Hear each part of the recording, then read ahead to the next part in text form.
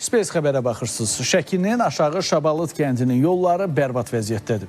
Yolun yararsız olması səbəbindən kəndə gediş-gəliş çətinləşib. Kənd sakinləri yolsuzluq səbəbindən kəndi tərk etmək məcburiyyətində qalıblar. Kənd sakinləri deyir ki, problemin həlli ilə bağlı döymədikləri qapı qalmayıb. Baxan yoxdur ki, yoxdur. İnanırıq ki, Space xəbərdəki bu sujetdən sonra onların bu probleminə baxarlar, görərlər və bir əncam çəkərlər. İzləyək.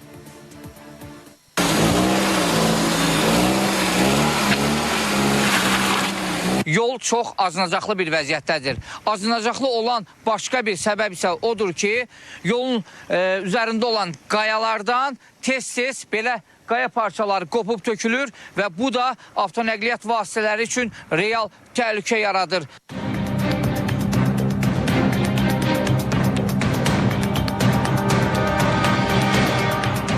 Payız və qış aylarında bu yolla hərəkət etmək, mənzil başına çatmaq demək olar ki, mümkünsüzdür.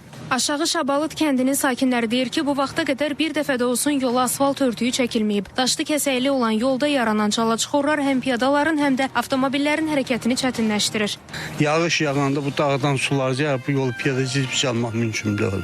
Taksiyə neçə və zəng eləmişəm, anaj olmalıdır, maşın gəlmədi. Skoruya zəng eləmişəm, sağ olsun polis müdür, skoruz göndərdi. Getdik, növbəyə çatanmadıq. Gənclərimiz çıxır, gedir, sabah bütün məktəbdə bağlanacaq. Yolumuz çox pis vəziyyətdədir, acınacaqlı vəziyyətdədir. İndi hansı dövrdə yaşayırıq, 21-ci əsrdə yaşayırıq.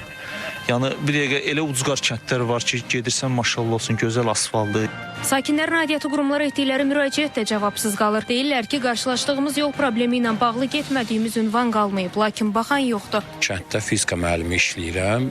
Orada, yəni marşrut avtobusun işləməsi mümkün deyil. Yəni, yol elə bir vəziyyətdədir. Ona görə də müəllimlər taksi ilə gəlib getməli olurlar. Taksi də yəni qış vaxtlarında gələ bilmir. Aşağı Şabalıd kəndinin yol problemi ilə bağlı Avtomobil Yolları Dövlət Agentliyindən bildirildi ki, bununla bağlı agentlik tərəfindən təkliflər hazırlanaraq aidiyyət üzrə təqdim olunub ki, dövlət investisiya proqramına daxil edilsin. Artıq dövlət investisiya proqramına daxil olunub, maliyyə vəsaiti ayrılan kimi həmin ərazidə yenidən qurma işlərinin həyata keçirilməsi tərəfimizdən aparılacaq.